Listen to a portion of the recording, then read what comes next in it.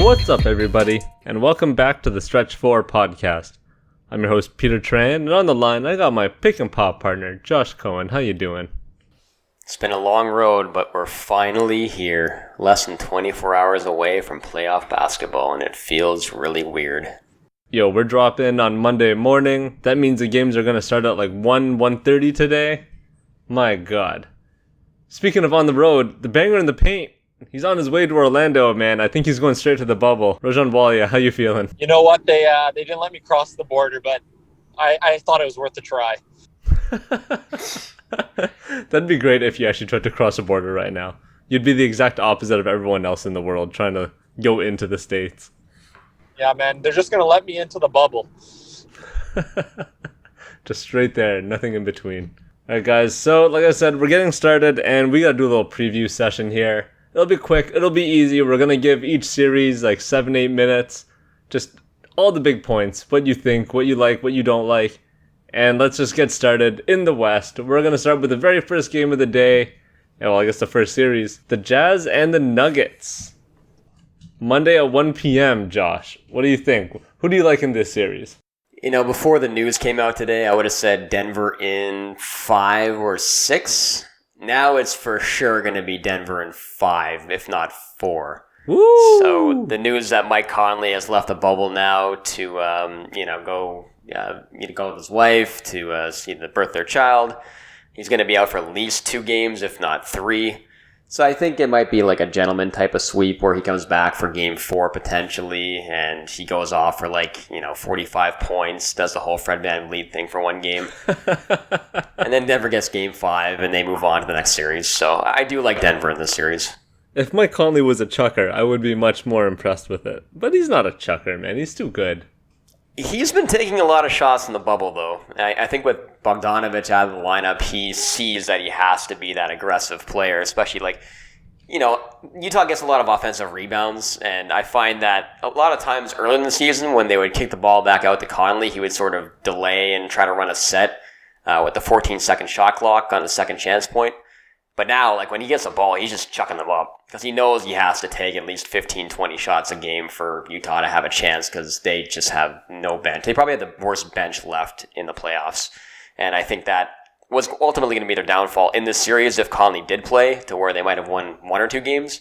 But when you have the worst bench in the playoffs going against what might be the best bench in the playoffs, outside the Clippers maybe, it's just not a good matchup. I don't know, man. Denver is still kind of hurt. Barton and Gary Harris haven't played at all in the bubble. So Raj, man, it's taking a lot of wing depth out of this team, right? You're gonna have Troy Daniels, maybe Monte Morris, Jamal Murray at most, trying to slow down Donovan Mitchell to start? No. Who's gonna start? Torrey Craig. Oh, true. I saw stats today that showed that Torrey Craig was the best defensive player going against Donovan Mitchell specifically in all the entire season and in the regular season overall. So he actually had the lowest percentage shooting against Torrey Craig versus anybody in the NBA. So that's a stat to look at going into the series. Well, that's just positive for me. And I think one thing that's important is if Utah had a lot of wing players that were effective threats, then maybe this could be a tricky matchup for Denver. But Utah's main scoring is from their backcourt, mainly Jordan Clarkson, who's just chucking it off the bench because no one else is there, as Josh mentioned. And then Donovan Mitchell's really going to be taking 25 shots a game, maybe even more than Mike Conley's not playing. So I think Denver's going to be fine. I think they might lose the game just because Jamal Murray is coming back from his injury. And I think they're going to be tinkering with lineups, and I think Utah might be able to snatch a game.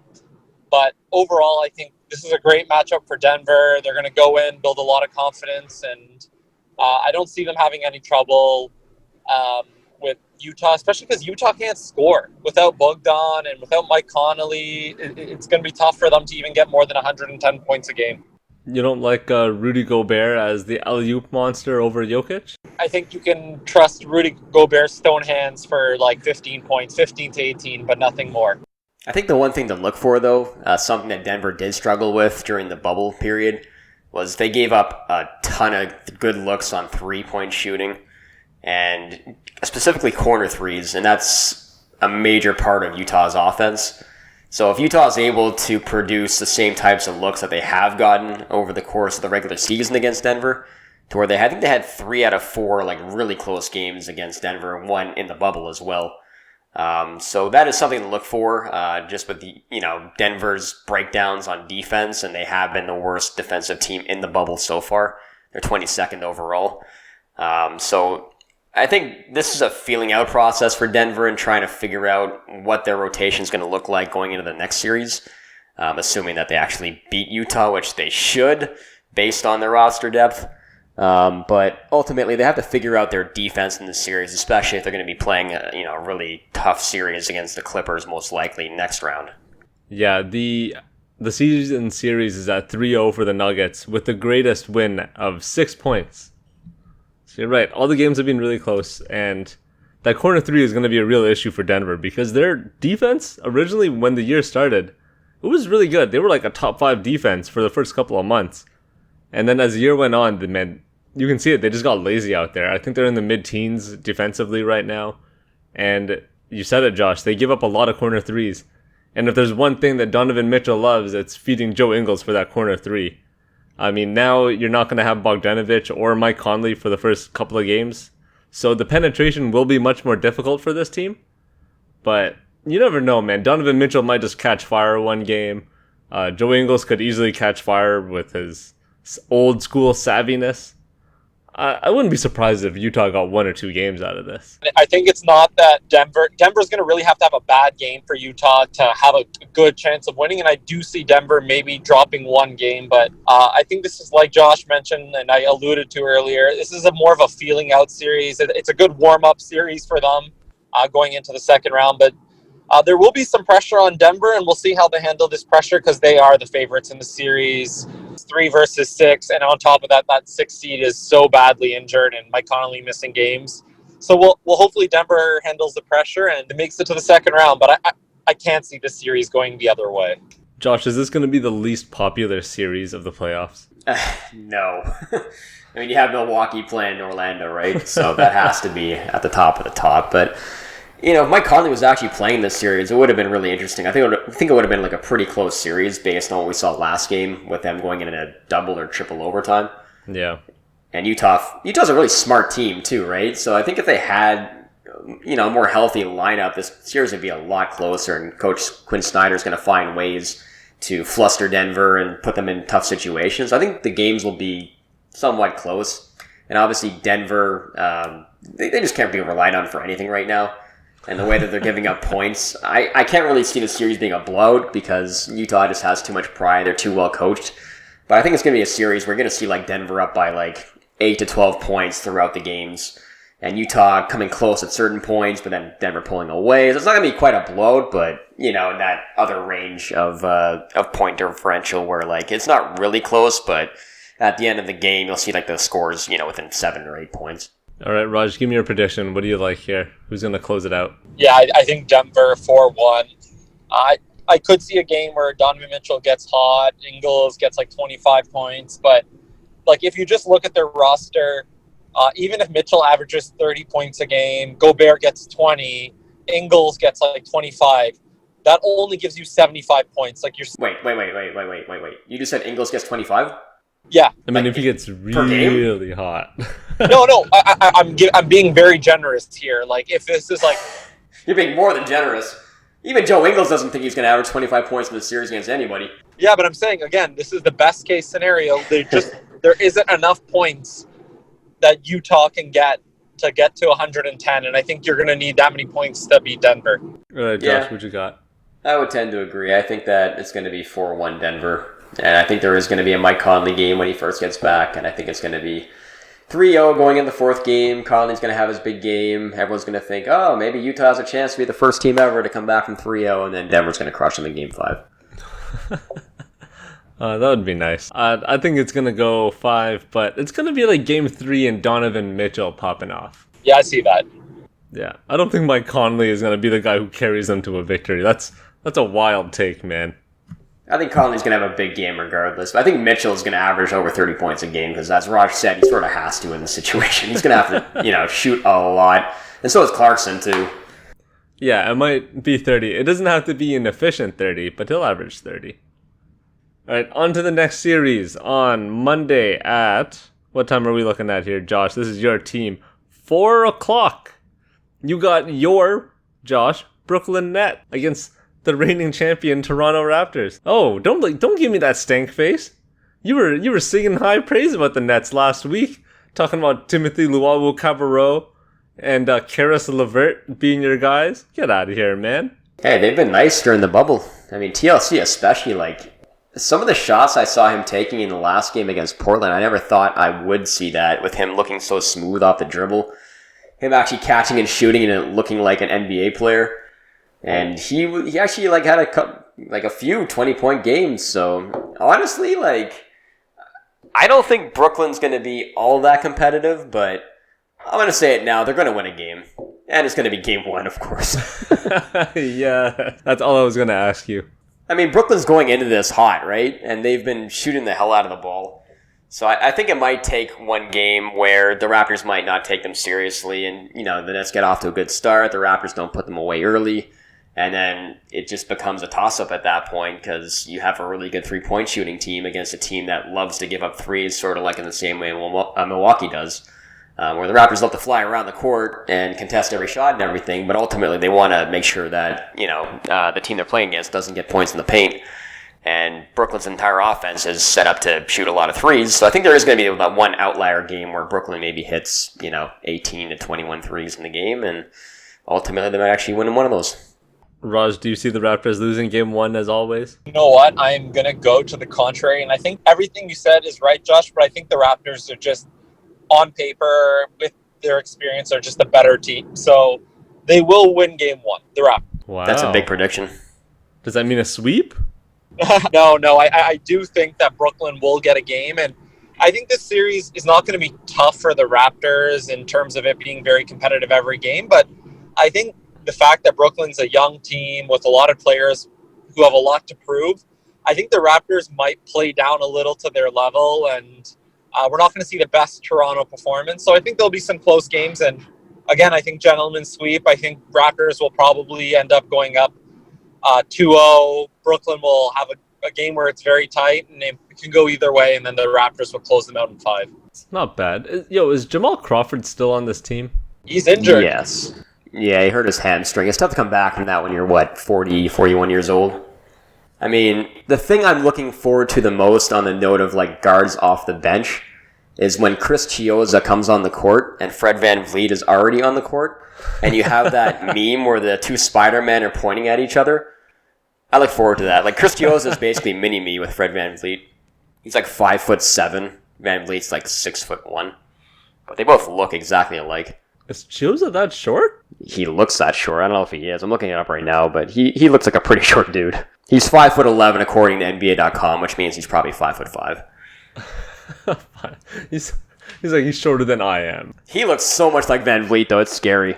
Yeah, man. Well, he's got a good role model of a player to follow. Yeah, you just got to bulk up a little bit to build that ass, Yeah. Just go get that baby, bro. And you're good. That's all it takes, man. And then bring the baby to Disney World like everyone else. Maybe that's the key to Brooklyn winning a couple games is one of these guys having a baby and then going Fred VanVleet on Fred VanVleet. One of these guys retroactively getting someone else pregnant.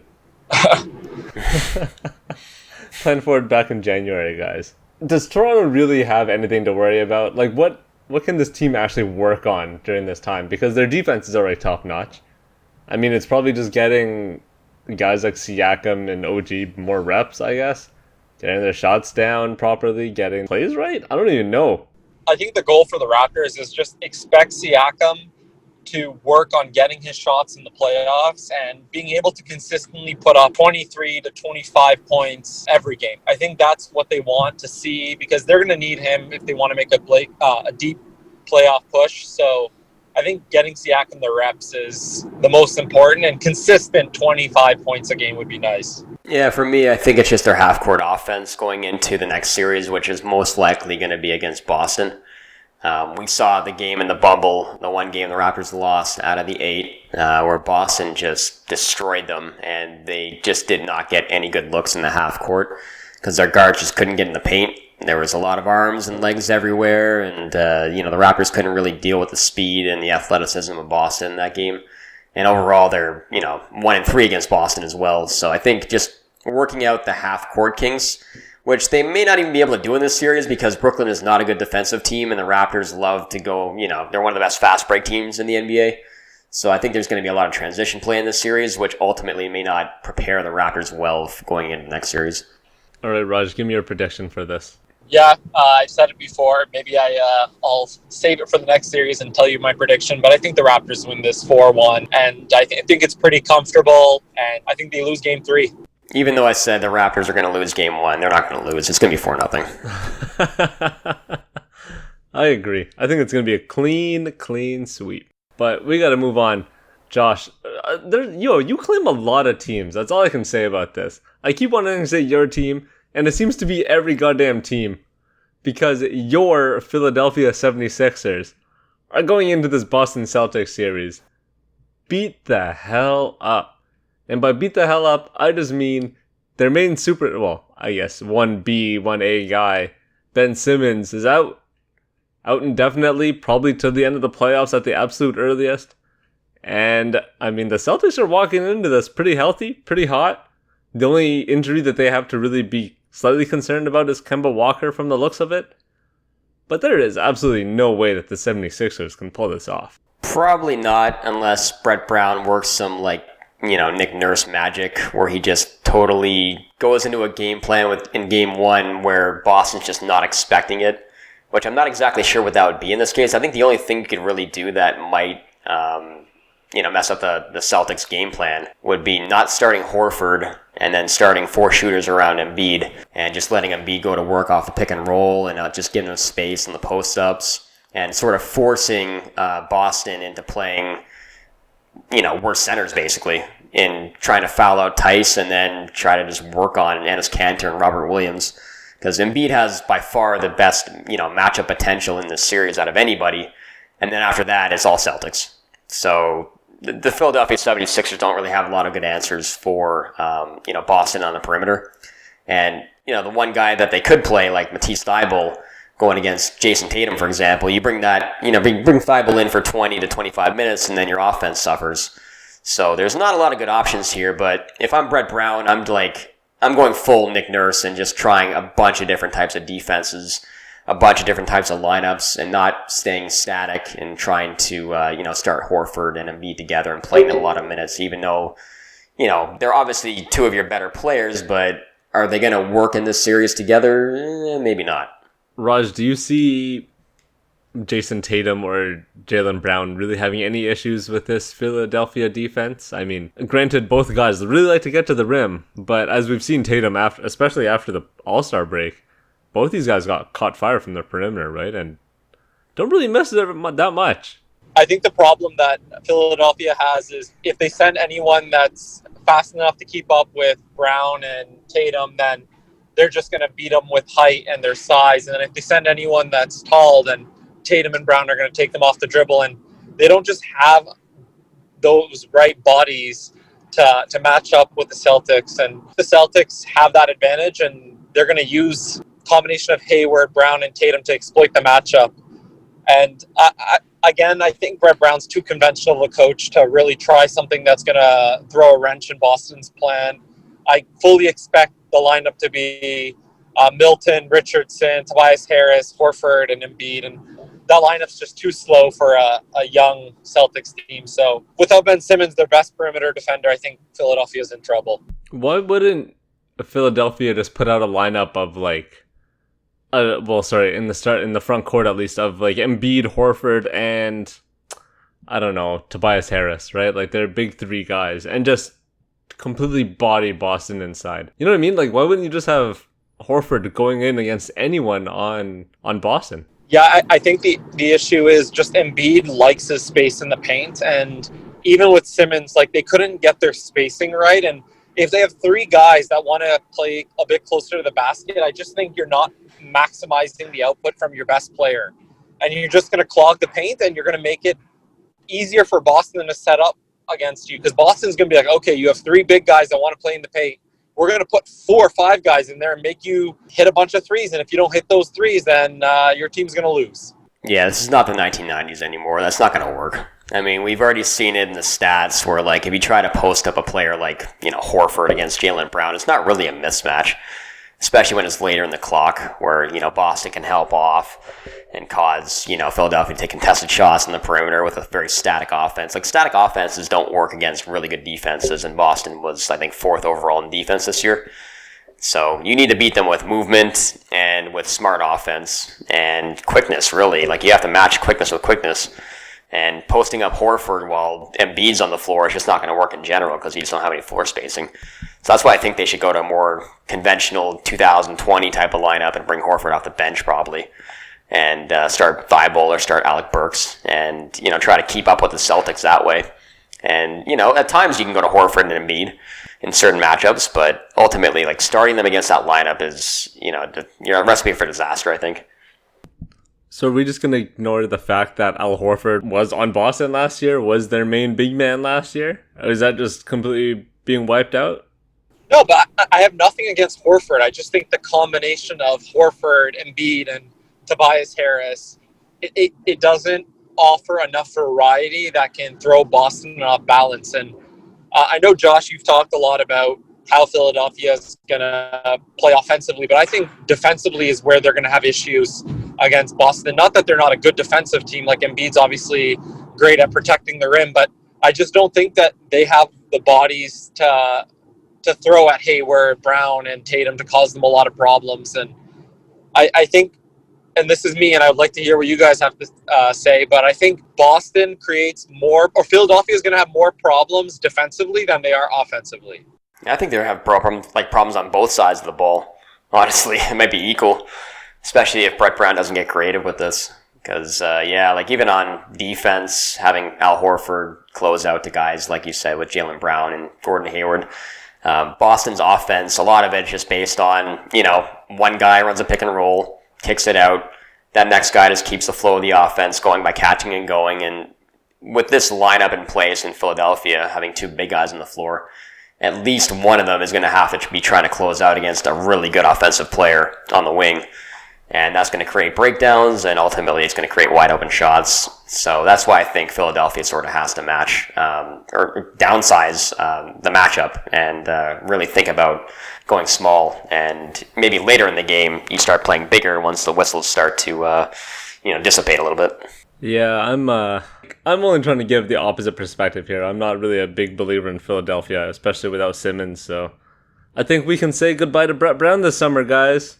Because I'm taking the Celtics in, I'm going to say 6. I think Philly will probably squeeze out a couple of games. I think Horford and Embiid will have a couple of games where they just body Boston inside. But otherwise, I don't see anything else. Raj, what do you have? Yeah, I hate to sing the same song, but yeah, I think Boston wins in 6. But I think the games are either going to be a Boston game or a Philly game. I don't think there's going to be many games where it's very, very close. I think one team's going to assert their dominance over the other, and the game's going to flow in that direction. So 6 games, I think Boston's going to go up 2-0, and they're never going to really squander that 2-game lead. I guess I'll be the contrarian. I'll take Boston in 5. If Simmons was playing, I would take Philadelphia in 7, but I'm going to take Boston in 5 in this case. Moving on, we're going out west, guys, and we get to go with the reigning finals MVP Kawhi Leonard and the Los Angeles Clippers versus, yes, Josh, I see your KL2 shirt. Thank you very much.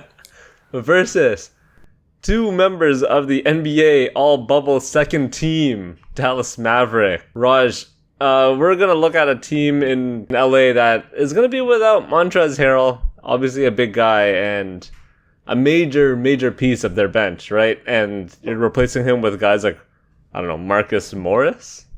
Maybe not the best combination against this highly offensive Dallas Mavericks team. Yeah, I think, honestly, the Clippers, they need another big man, and obviously Joakim Noah is not going to play a big part in this team's run to the finals. But I think losing Harrell against the Dallas Mavericks isn't the worst situation because the Mavericks bigs aren't traditional bigs. They're not bigs that are going to punish you inside. Porzingis has been excellent since the restart, but a lot of his effectiveness has been on the wing, being able to pull up and take good shots and take the best available play. So I don't think they're going to miss Harrell that much in this series compared to if they were playing a team who's a bit more reliant on their big. But overall, I think the Clippers are just such a tough matchup for the Mavs.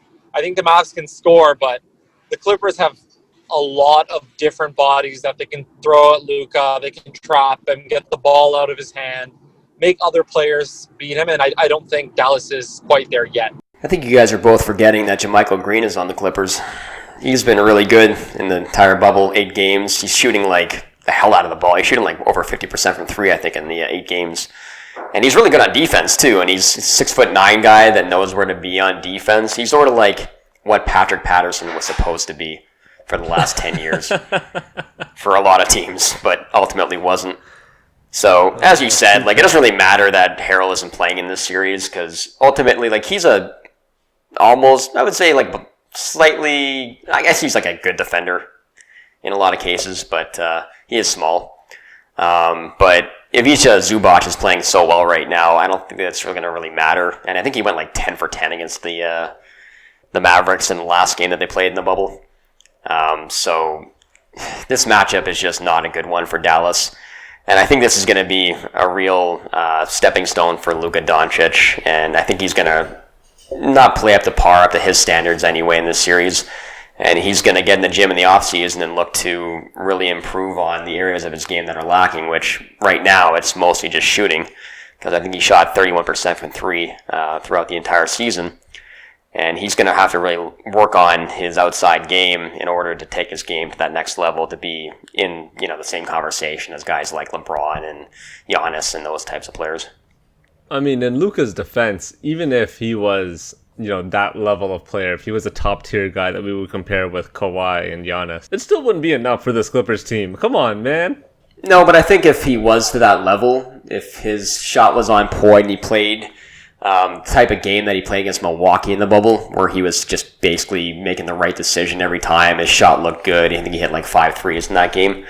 I think if he played that LeBron-type game against the Clippers, I think they could win 1 or 2 games, but ultimately in this series, they're going to be switching a lot on Luka, and you're switching guys, say like Paul George is guarding him, you run a pick and roll, and then you have a guy like Marcus Morris or Kawhi, then switching on to Luka late in the clock. And if he's not getting his, say 20 free throws in a game, I really don't see how Dallas is going to be able to keep this close unless he just goes on some scorching run from 3, which we haven't really seen so far because his efficiency has been really low against the Clippers overall. So honestly, I see this series being a sweep. And I think this is going to be the series where I think a lot of people turn on Doncic and say, oh, he's not that good, even though he's playing against like an elite defense, especially on the wing. See, Josh, that's where you're wrong. There's going to be one game, mark my words, one game where either Tim Hardaway Jr. or Seth Curry will knock down a game winner in Paul George's eyes. Keep up the tradition. Yeah, man, Paul George has to get dotted at least once in this series. It's probably going to happen once. Maybe in this playoff run that the Clippers have, that there'll be a game winner over Paul George because it's happened before. But to speak about the series, I think like this whole storyline with Luka Doncic this year in his like great second year reminds me a lot of what happened with Damian Lillard when they played the New Orleans Pelicans. Not in terms of his second year, but having a great season, bringing his team to the playoffs, and then having to play a team that just defensively knows how to lock you down and basically throwing a lot of different looks at you and making you an ineffective player. And that did change how people perceive Dame. And I think people will look at Luka as a player that, like, if you throw a lot of bodies at him and throw a lot of difficult looks and get the ball out of his hands, he's not as effective. Again, that's not a knock on Luka. Like, on paper, there is no way that any well-knowledged NBA fan can say that, yes, Dallas has a good chance against this Clippers team. The Clippers are just inferior, and Clippers are superior in so many different facets that I don't see a situation where even if the Mavericks play the perfect game, that they're going to be dominating. Like, it's always going to be a close game, even if they play perfect. So I think that the Clippers have this. And if you want me to give a prediction, I think it's going to be 4-0, like Josh said. Man, y'all really underestimating the power of a game-winning shot over Paul George. That's all I can say, man. That's going to happen next series. It's going to be Michael Porter Jr. Yeah. I would love that. I'm not going to lie, but it doesn't have to be just one per playoff run. It could be 2. Why not, man? It'd be funny if he got his eye dotted in all 4 series that they play. Assuming that they play all 4 series. Oh, they're going to the finals. Series 3 against J.R. Smith. Ooh. Assuming the Lakers even get there. Wow. Man, this is actually like the worst possible matchup for Luka. But it'll be a good learning experience for the kid. Still so young. He has to go against 2 of the best wing defenders in the league, so you can only go upwards, my man. I'm taking, what did I say? Clippers in 5, right? Because I got Paul George getting dotted at least once. And I mean, Luka's a genius playing against drop defenses, and, if guys that are, lesser capable on defense switching on to him, especially early in the clock, with him being able to get to the basket. But against a really smart defense that's able to look at film and prepare for him beforehand, and know exactly what he's going to do before he does it. I just can't see him being able to generate enough points, especially in isolation situations against guys like Kawhi, Morris, and Paul George. Yeah, and one other thing is I think the Clippers are going to make it a point to make him work on defense and slow him down on that side as well. Like, they're going to attack Luka. Yeah, I guess we'll see. We will see.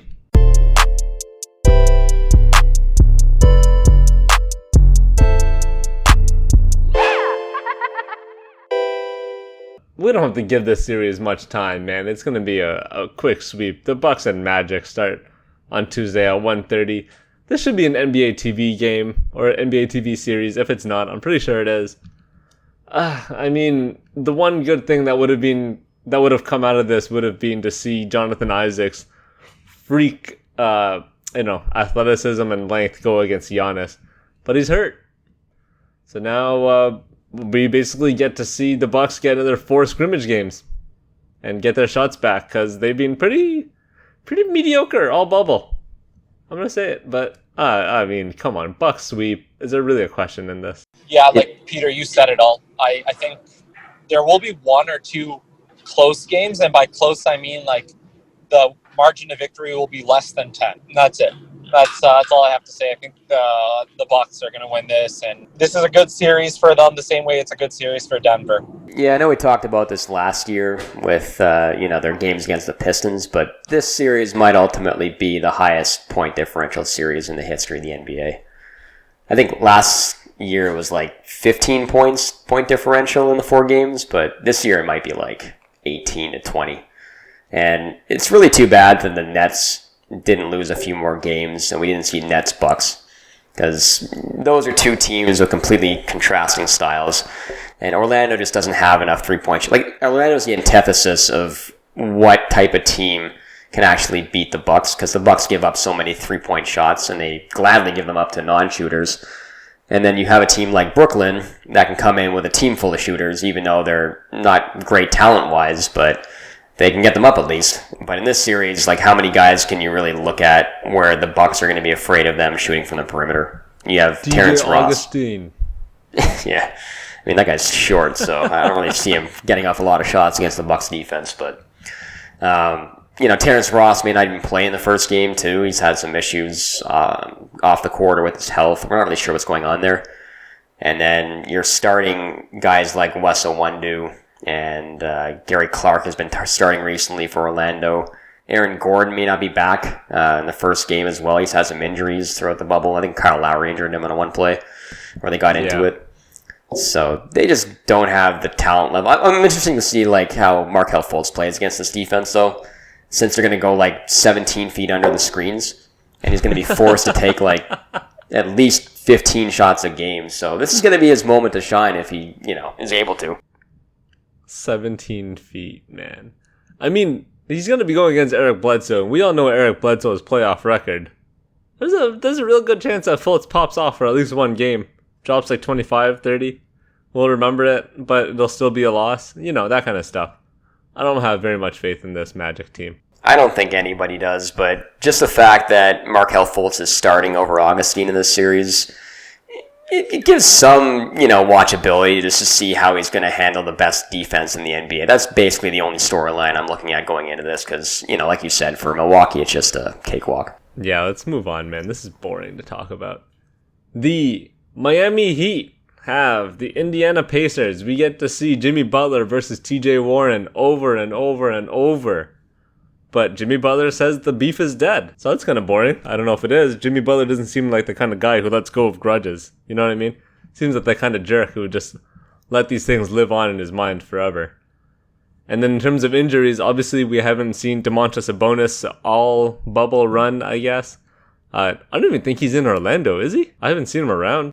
No? I honestly have no idea about his whereabouts. I was talking about this series with a friend, and he had mentioned that there's a chance he comes back, but I don't think he's in Orlando. Yeah, I haven't seen him at all. And most recently, Derrick Jones Jr. had to be taken off on a stretcher the other day in their last seeding game. Do you guys know anything about this? Apparently he's day-to-day with a neck strain, so there's a chance he plays in the first game. Okay, that's not bad then. Yeah, and again, we're talking about Derrick Jones Jr. I think he's not going to be a big impact on this team. So basically what we're going to have is Miami's amazing three-point shooting against this Pacers team whose primary offense is TJ Warren, who's probably going to get locked down by Jimmy Butler. Not great, Bob. Not great. Not great, Bob! Yeah, this is a series where Victor Oladipo really has to step up. I mean, in the last game that the two teams played, he sort of looked like a role player out there. It wasn't really, running a lot of sets for him. And Brogdon seemed to be getting more looks than he did. So they have to get those three guys in their backcourt going, especially from the three-point line. And Miles Turner has to play 75% of what Bam's going to be providing for the Heat.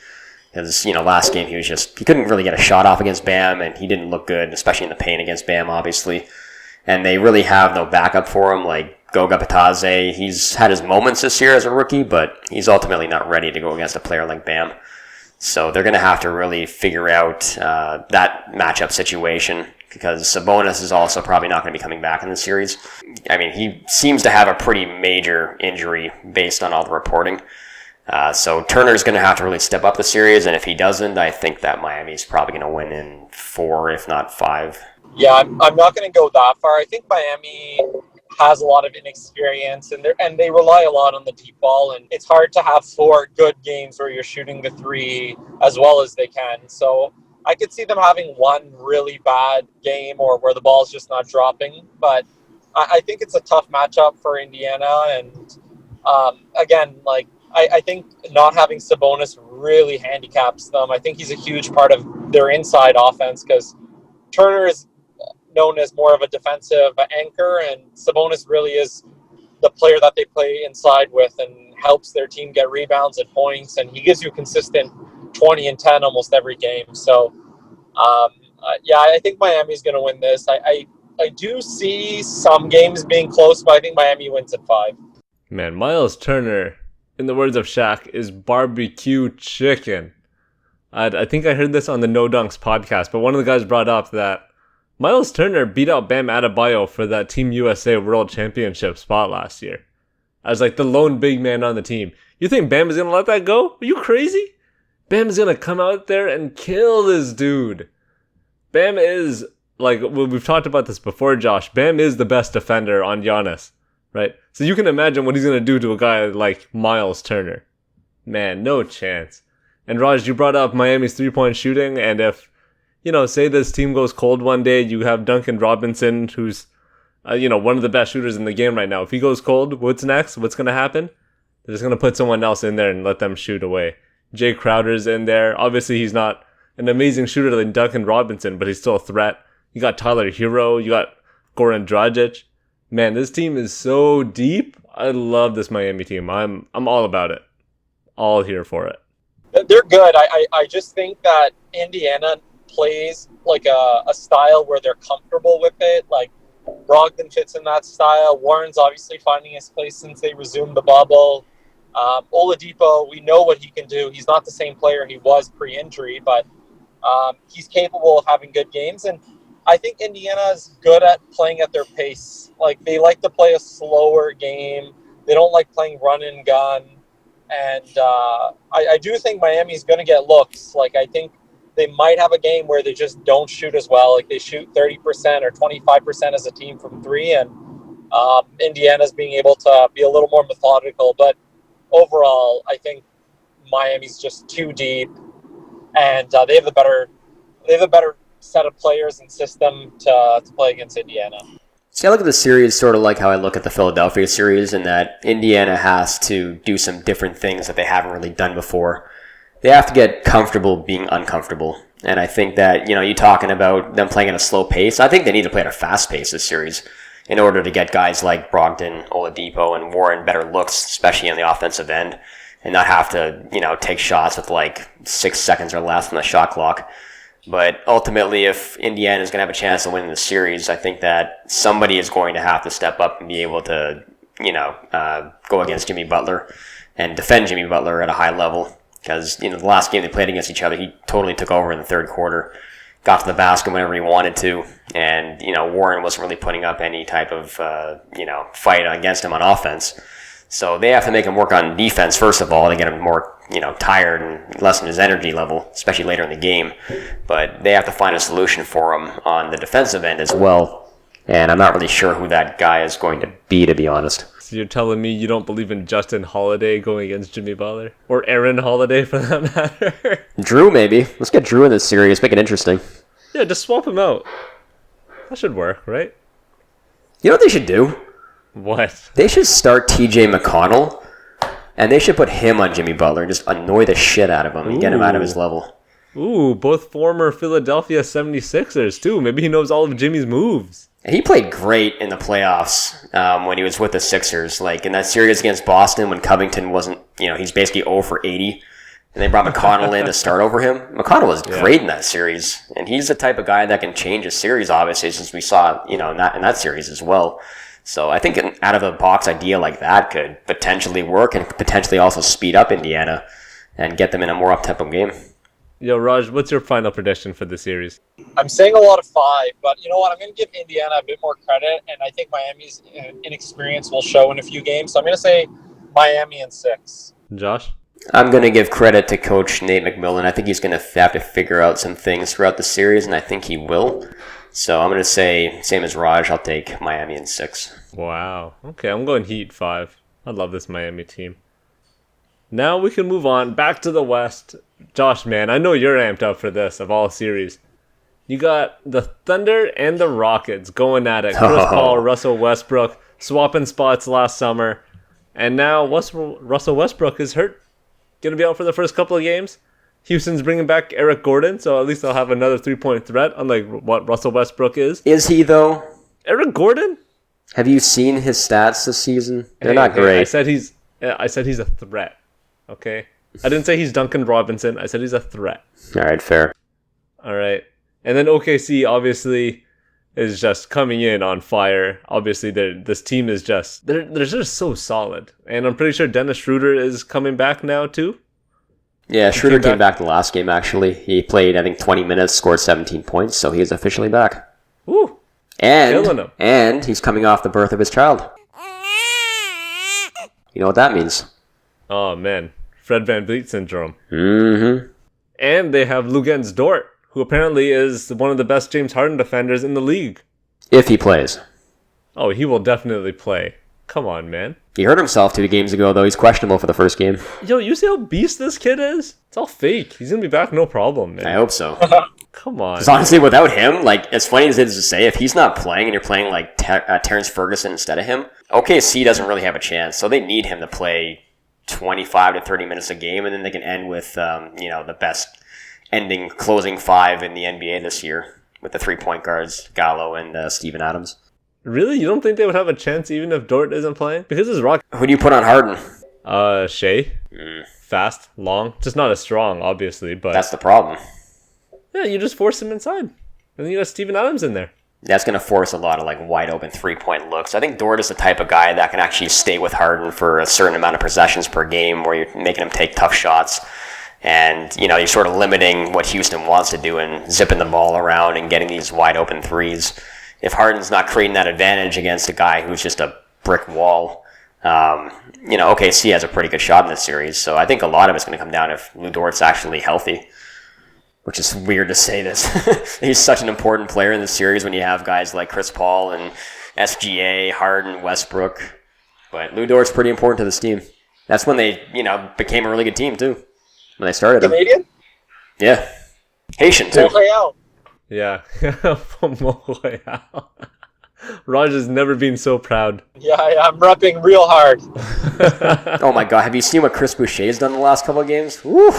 I've seen the highlights. I haven't really been focusing on garbage games, but... Mr. 2010. Okay, who's more important to their team, Luguentz Dort or Chris Boucher, though? Come on, Josh. In the first series, I think that's pretty easy. Raj, what do you think here? Do you think you think James Harden just pops off first team All-NBA player?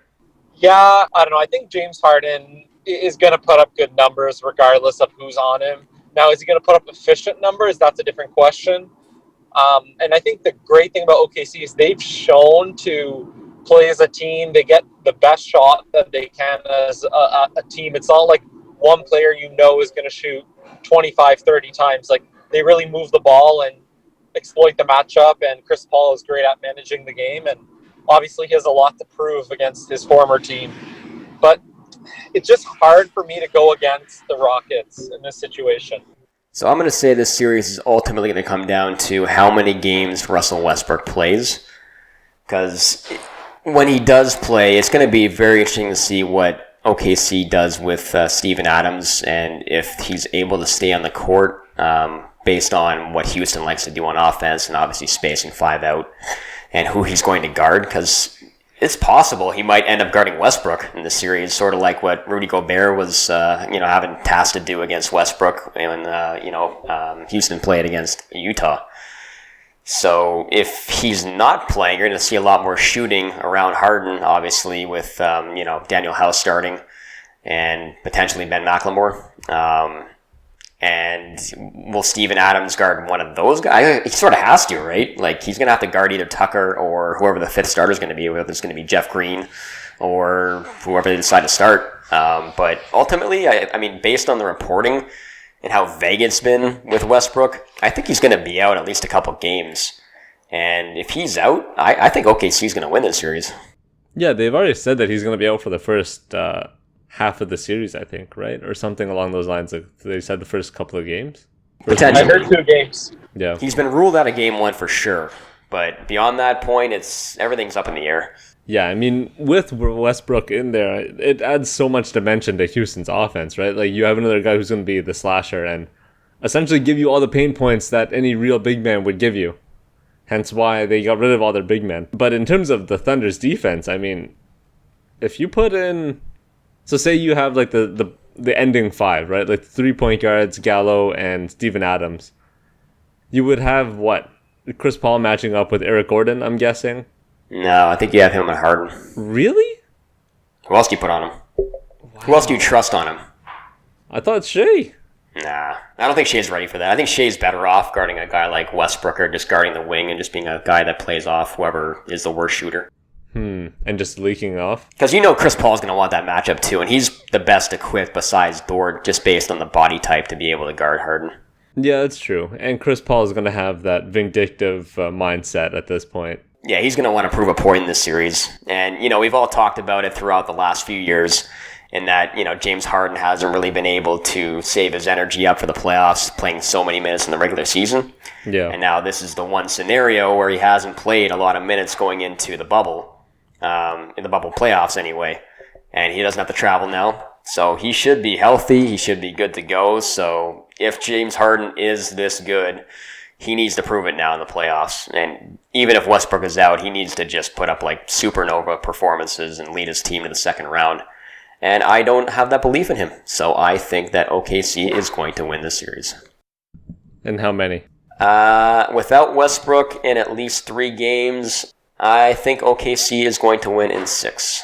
Wow, okay. I think that's what's going to happen too. I think, with a quad injury that's underreported like this, usually that's a bad sign. So I think he's going to miss at least 2 or 3 games, if not more. If he misses the entire series, then I don't think Houston can beat them based on the overall talent level. So, the 2 injuries with Westbrook and Dort, there's a lot up in the air right now. But overall, OKC has been rolling. I like their team. I like their defense especially. It's been top 3 the last, 3/4 of the season. And they're well equipped to go up against a guy like Harden as long as Dort is healthy. So OKC in 6. I like that. Raj? I'm going to go with, in this series, I just have to go with the experience that the Rockets have, even though it's not been always positive experience. I think the Rockets are going to win in 6 games. I'm not going to put any, if Westbrook plays this many games, I expect them to miss 2 games. I think the Rockets would be a bit foolish to keep playing this game that the Warriors played last year with underreporting injuries. I think it would be better for them in their psyche if Westbrook wasn't going to play this series, that they just flat out came and said it instead of getting their team's hopes and their fans' hopes up. So I expect them to play in games 3, 4, and the rest of the series, and I do foresee that the Rockets are able to squeeze some very close games, but I think they're going to win in 6. I'm going to go OKC in 7, only because I think OKC is going to out-clutch them when it comes down to the final few minutes of a couple of games and just pull it off. OKC's clutch factor is best. They have one of the best finishing lineups in the game this year. I got faith, and I don't just like you, Josh. I don't have much faith in Westbrook or in Harden. Sorry, guys. Another prediction, too, I think in crunch time, I think you're going to see a lot of Dennis Schroeder with the ball, too, because I don't think Houston really has a matchup against him. And since they love to switch everything, I think that might limit Chris Paul's, his ability to really break down the defense, since he's going to be going up against guys like PJ Tucker and Covington on switches. And that's not the best matchup for him. So I think Schroeder is going to have that advantage in being able to get in the paint against these guys. And SGA is going to have to prove a lot this series, too. I mean, a lot of people think he's going to be an upcoming superstar, but, this is where it begins. Got to do it in the playoffs. I can't wait to see Dennis Schroeder versus Austin Rivers. It's going to be such a hype matchup. Yeah, Rivers is going to score 5 points a game on 30% shooting, and Schroeder's going to score 25 a game. On 80% shooting. Yeah. All right, the last series we got to talk about. Also, the last series we knew about.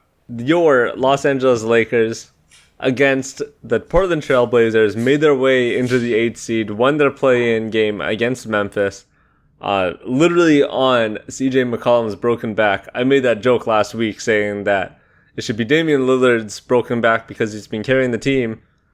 But despite his 31 points, he sort of took a backseat to CJ McCollum in that 4th quarter, let him carry the team. You obviously have Yusuf Nurkic's grandmother passing away due to COVID-19 just before that game, so thoughts and prayers with his family. And then on the Lakers side, you have one of the weirdest combinations of players that we've seen to date.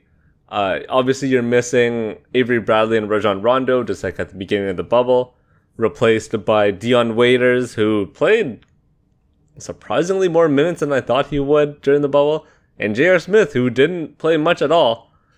And this Lakers team had just weird. They needed LeBron and AD to play 38 minutes to beat Denver's B squad, and what was purely a morale boost for this team since they had already clinched first place in the West. We're seeing literally one of the hottest teams possible against one of the coldest teams possible at this point. Except the coldest team possible has this guy named LeBron, who might be who is one of the greatest of all time. I don't know. I don't even know where to begin with this series, other than saying the Lakers are going to be way outclassed in the backcourt because Dame and CJ are just going to pop off against Alex Caruso and KCP. I just want to say a quick word here before we get into the series, because I think this is probably the series that goes one of 2 ways, and I really do hope it goes Portland's way, but what I saw from Portland in those 2 last games they had, particularly against the Brooklyn Nets, is if there's a team that can exploit a matchup, Portland doesn't have any ability to adapt to their situation to play any different way, because what Karis LeVert did to the Trailblazers should never happen again. And no disrespect to Karis LeVert, but he's no LeBron James. So if LeBron James can have his way against the Portland Trailblazers, I think the Lakers, despite how poor they've been in the bubble, I think the Lakers are going to take this series. But I really do hope that Terry Stotts makes some adjustments. They learn how to throw anyone at LeBron and slow him down, because otherwise I think Portland actually has a very good chance of pulling the upset off. I don't think they have any chance. I'll be honest. I mean, as the resident Lakers hater, this matchup worries me because I'm in fear that the Lakers offense is going to get a jump start in playing one of the worst defenses left in the NBA bubble. Portland's defense has been terrible, and if they were like somewhat average in these 8 bubble games, it would give me some confidence that they might be able to take the series to 7. But I just have no faith that they're going to be able to stop LeBron, especially since they really have no matchup for him.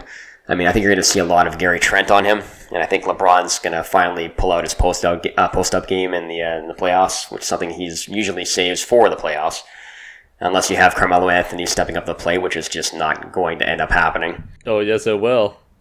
Not on defense. Oh, yes, it will. It's going to be a lot of Carmelo Anthony covering LeBron. On the drive. Hit box out by Anthony. And then Gary Trent waiting in the corner for LeBron's cross-court passes and just picking them off. Gary Trent has some active-ass hands, man. He's their best on-ball defender, though, so I think he's going to be ultimately the guy that takes on LeBron for the brunt of the minutes when it matters. I think Carmelo's going to still be on the court. I think Carmelo will end up guarding one of the wing guys, because I think ultimately the Lakers are going to go with Anthony Davis at center in a lot of these games, especially down the stretch. But in terms of Portland's defense, the thing that worries me the most is they're not going to be able to adjust to guarding Anthony Davis, because I think the key to beating the Lakers is taking him out of the game. And they should implement, like some other teams did after Toronto did, just blitzing Davis, especially in the half court, and just taking the ball out of his hands and trying to limit him to under 15 shots in the game. And just saying, you know what, all these guys off the bench like Caruso and Dion Waiters, take your 3-point shots, go ahead, beat us. Because you're not going to allow Anthony Davis to score over 30 points in the series. That should be their goal. Yeah, that's a great game plan. I think that's probably the best way that Portland should go about it. But what they did against Brooklyn was so disappointing, because if Gary Trent Jr. is their best on-ball defender, well, he got schooled by LeVert in their most important game of the series. And it was LeVert getting to the basket with the same move on like 6 or 7 straight possessions. Let's add some context to that, though. Gary Trent had 5 fouls in the fourth quarter. Yeah, but do you think that he's not going to get any fouls against LeBron? No, for sure. But the reason why LeVert was able to get wherever he wanted to is because Gary Trent just basically had his hands up the entire time, and LeVert was able to go wherever he wanted to. So, like you said, Portland's going to have to figure out the LeBron matchup. I think that's the one that's going to end up killing them, obviously, since LeBron is so damn good. And I don't really think the bubble games really mattered. And, one hot team going in versus one cold team, I don't think it really matters. Just a matter of matchups, and the Blazers don't really match up well with the Lakers. I think the two most important positions.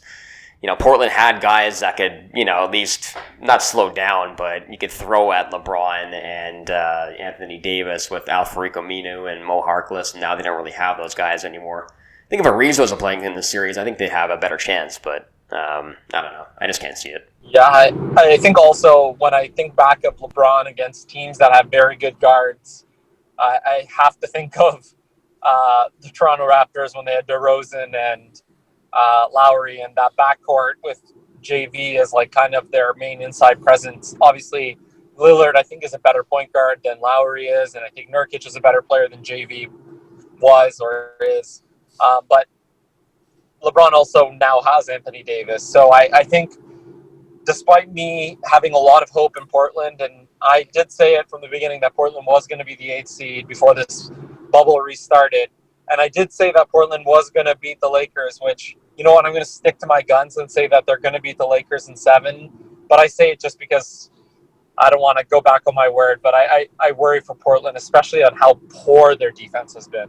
You know what Portland needs to do? They need to go full Houston and just make this a math game, because the Lakers do not have the same type of shooting that Portland does. So they should be aiming to shoot as many threes as possible, and the Lakers are not going to be able to catch up with 2-point shots and free throws if the Blazers get hot from 3. So maybe the Blazers should just make this a shootout, honestly. If they can't do anything about Anthony Davis especially, just try to just outshoot the Lakers, because the Lakers' biggest weakness is on the wings and, providing consistent offense from the three-point line and, shooting around LeBron. So I think maybe the key to, this whole series might end up being the offensive side of the ball with Portland and making the Lakers play worse defensive players who are better shooters, guys like, Quinn Cook, that may not be able to guard guys like Dame and CJ, but they provide shooting around LeBron, and make this more of like an up-tempo type of matchup instead of just playing at the Lakers' pace. Yeah, but I want to ask Peter and you, what is the lineup that the Lakers are going to play with against this Portland Trailblazers team? And then how do the Trailblazers match up? I think in crunch time, you're going to see Alex Caruso out there because he's your best shot against Dame. And then you're going to have Danny Green against CJ. You're probably going to have KCP, I would guess, and then Kuzma and Davis. But that's 6 people. What about LeBron? Oh, sorry, I forgot about LeBron. So take out KCP, sorry. Yeah, there you go. I would even replace Caruso with KCP. Frank Vogel loves KCP, man. And KCP's been our best shooter this year. How can you take someone like that off the floor? Yeah, but Caruso, he has disgusting plus-minus, value with the Lakers. Like, whenever he's on the court, they just play better. Even if he's putting up 1 point a game, which he did in a couple of the bubble games where he was 1 point, plus 22 on the court in 20 minutes. And he's by far their best matchup against the guards, too. Like, he's by far their best perimeter defender. I wouldn't say by far. I don't think he's that much better than KCP is on D, right? Yes, he is. Nah, man. Caruso gets a lot of bench matchups. I understand he's a good player, but he's not oh my god, his plus minus is plus 20. We gotta play him all of the game. Let's relax. Slow down. Him and LeBron have the best two-man plus-minus in the NBA by far. So that means something. Yeah, that he plays against bench players, dog. Are you serious? Come on, man. It tells you that the Lakers have no other ball handlers, so they need to play LeBron extra minutes against the bench. I think it does mean something in the long haul when those two guys play so well together in so many different lineups. You can just tell they have a good chemistry together, especially on defense. And when he's on the floor, their defense is a lot better. So yeah. I think if you're going to aim to slow down Dame, I think he is ultimately the matchup. You can't put anybody else on Dame besides him. Who did you say you're going to have with him in the back? Danny Green? Probably Danny Green just because of his experience and because the Lakers don't really have any other player that you can really rely on consistently. KCP's been pretty good this year, I guess, but he's been a better shooter than Danny Green overall, but I think defensively, Green is still better. So would you have Danny Green taking CJ McCollum primarily? LeBron's going to do his chill thing with Gary Trent and just relax in the corners. And then, Kuzma on Melo? Yeah. Oof. Skinny Melo going to work, man. That's all I can say. Yeah, I think I think the matchup, if it's that, I think the main issue is LeBron's going to be able to help a lot. And I know Trent's been shooting the ball very well this bubble, but he's a supernova. Yeah, but I really think that Portland is gonna they're gonna struggle in the sense that LeBron's gonna get easy baskets if he does this post-up game. If he gets deep into the post and they send a double at him, then they're gonna the rotations aren't that fast with Portland. So even though I said Portland, my mind is saying the Lakers in 6, but you know what? I'm going to stick to my guns and say Portland's going to pull off the upset, and this is just me continuing with my LeBron hate. There you go. Josh, give me your prediction here. I'll give Portland some credit. I'll give them 2 games, so I'll say Lakers in 6. Ooh, okay. Yeah, I'm going to say the same thing. Lakers 6, man. That Portland defense is so awful, but Dame and CJ are going to carry them to at least 1 or 2 games. And my boy Melo is just going to pop off, Josh. Yeah, okay. Pop off. We'll see about that. Skinny Melo is going to get a hoodie and go hoodie Melo somehow. All right, guys. Is that it? That's all we got? I need to make one more prediction. Oh, God. So whoever wins that OKC-Houston series is going to beat the Lakers in the second round. You heard it here first. Oh, okay. We'll save that for the second round, but I'm gonna quote you on that. And then you can tell me that, the winner of that series is ultimately going to beat Portland, right? We'll see. I hope Portland wins, though. Yeah, I think we all hope Portland wins. That'd be dope. That'd be a solid story to go forward. Anyways, I want to thank everyone for listening. Please remember to rate and subscribe on iTunes. We're on Spotify, Stitcher, Podbean, all the major podcast platforms. You can find us on Instagram and Twitter at Stretch4Pod. And until next time, peace.